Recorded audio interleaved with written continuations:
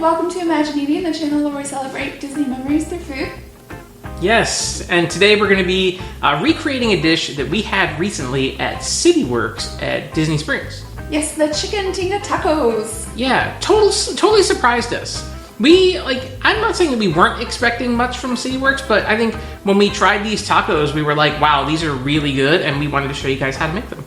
If you've never had this, it'll totally change your perspective on tacos. It's amazing. What would you say that it tastes like? Yeah, it's kind of like a chicken chili, only a little bit smoky, because it gets that chipotle smoke. This is a really exciting way to spruce up your regular taco night, and it's not that difficult. We're taking a couple extra steps with showing you how to make tortillas and stuff, but this is all stuff that you can execute pretty easily, I think. Let's make this life-changing dish. Let's do it. Okay, so for the first step in our chicken tinga, we are going to poach some chicken thighs in water. We're not boiling, we're poaching. So we've got some water simmering here on our range. And to that, we are going to add half of an onion, along with a couple of cloves of garlic. Gonna hit it with a little bit of oregano as well.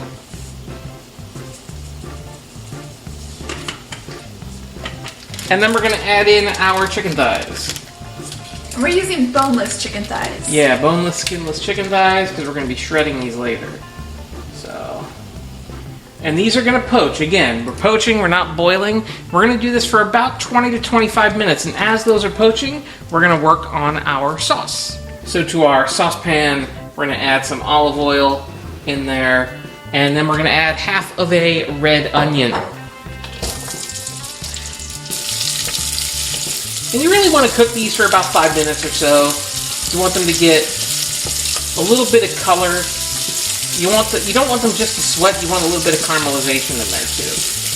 So once you start getting some color on your onion, you're now ready to add some of your chopped garlic. So got some just roughly chopped garlic we're going to add to our pan. And we're going to give that a stir. You don't want the garlic to burn. So one of the next things that we're going to do, as that's cooking really quick, is add our spice mix. A tablespoon of cumin, a tablespoon of oregano, and then a 1/4 teaspoon of cinnamon. All of those are going to go in right now. Alright, so we're going to get everything in there going, get it stirred around. And by sauteing your spices this way, you're kind of waking up some of those essential oils. And you just want to give those a toss. They don't need a whole lot of time, 30 seconds to a minute, not a big deal. We're going to go ahead and add our chipotle peppers. And we're just going to use an entire can. We're going to give those a stir. So I'm not going to salt it at this point, because I kind of am using this as a base. So I'm going to hit it with my first hit of salt right there. And I'm doing this over kind of a medium-high heat. But at a certain point, you want to back the heat down. So now you can add your tomatoes. And this is a 28-ounce can of tomatoes. We like using the pommy. And then you're going to wash out the can with water and add that water. So now we're going to add that water in there too. And so now this is going to simmer? This is now going to simmer for a little bit. And once that kind of comes up to a simmer, we're going to let that go for about, 5 minutes or so. And then we're going to hit this with an immersion blender to smooth it out. Our sauce has been simmering for a few minutes. We actually took 2 of the chipotles out because it was registering quite a bit of heat. But if you like that heat, by all means, keep them in. Now we're going to go ahead and blitz this with our immersion blender. So that's going to go in, and you're going to do this very carefully. I like to start in little pulses just to break everything up.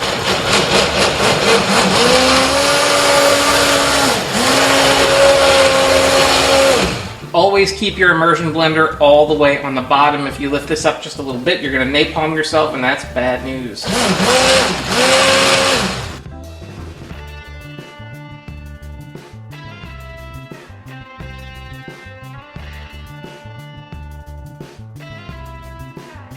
Okay, so this is pretty well pureed. Now, one thing that you could do right now is just stop, add some chicken stock, and you have a pretty killer Mexican-style tomato soup. But we're gonna, and we're also gonna turn this heat down too, because we are bubbling. So now at this point, we're going to cut our heat all the way down and just let this gently simmer on its lowest possible temperature until our chicken is ready to be added. Our chicken is done, so we are just gonna let this cool for a minute, and then we'll shred it and get it into our chipotle sauce. So while that's cooling, I'm gonna move that off to the side. And now we're gonna focus on our tortillas. All right, so with tortillas, it's one of those things that you really should make at home if you get the chance, because homemade tortillas are delicious. And that's what we're gonna do here. So in this bowl, I have 1 cup of masa flour, and I'm gonna hit that with a 1/4 teaspoon of salt, and then about 3/4 of a cup of warm water.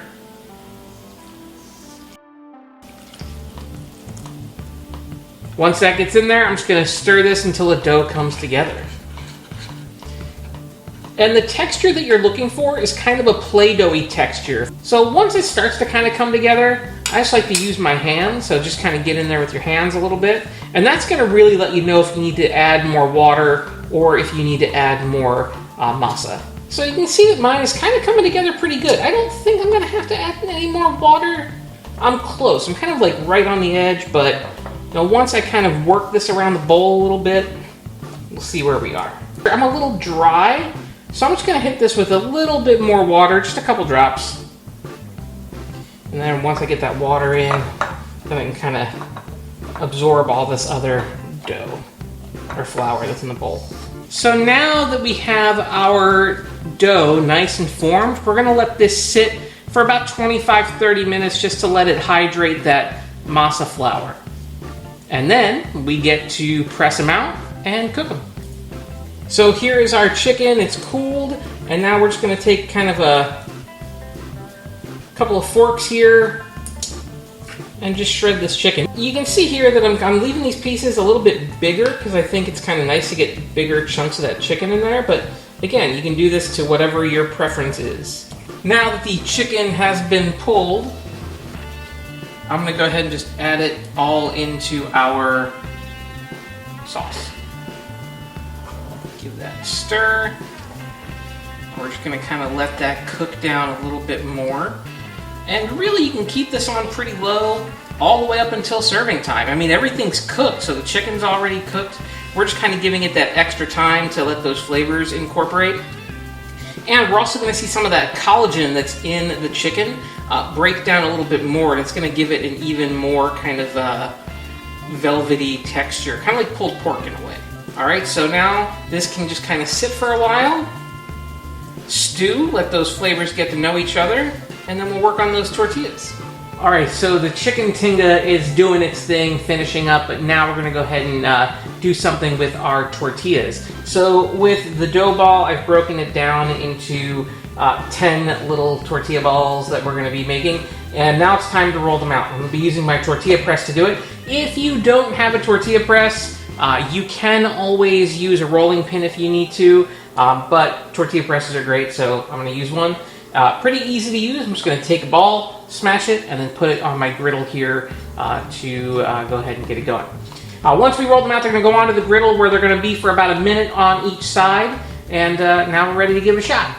Time to load up the tortilla press. Got a little plastic in here just to kind of help it along, but first tortilla ball goes down. We close the lid. Give it a push. And just like that, first tortilla is ready to go. So we're going to take that. It's going to go right down onto the griddle pan here. It's going to cook for about a minute on each side. I'm going to go ahead and get the rest of these done.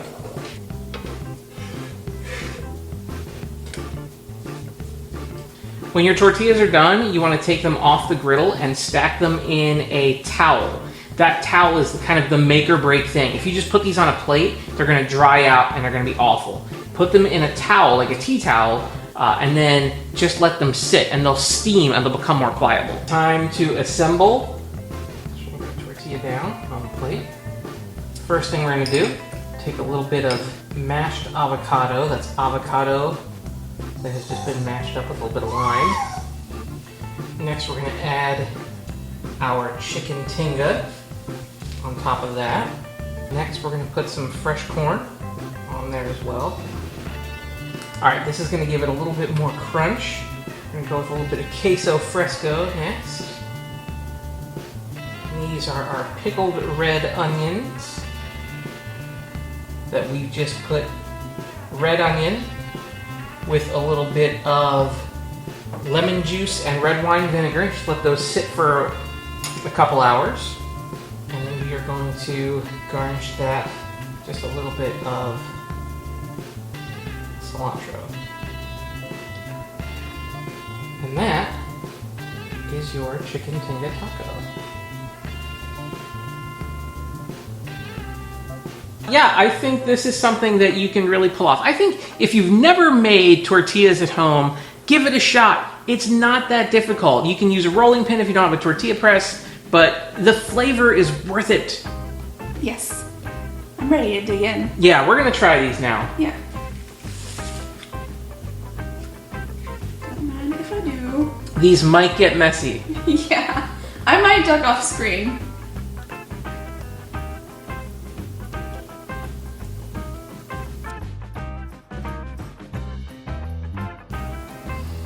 Yeah, you get that really good corn flavor in the tortilla, which I think is the thing that primarily makes homemade tortillas stand out.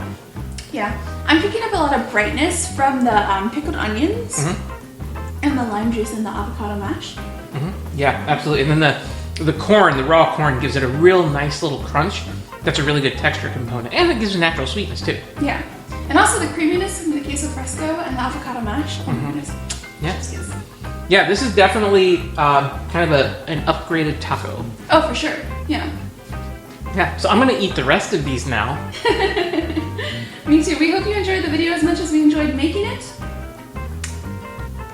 Make sure you like and subscribe for more stuff. I was in taco. Reverie? Yes. Make sure you like and subscribe. Make sure you like and subscribe for more videos, and check out all the other stuff that we've done.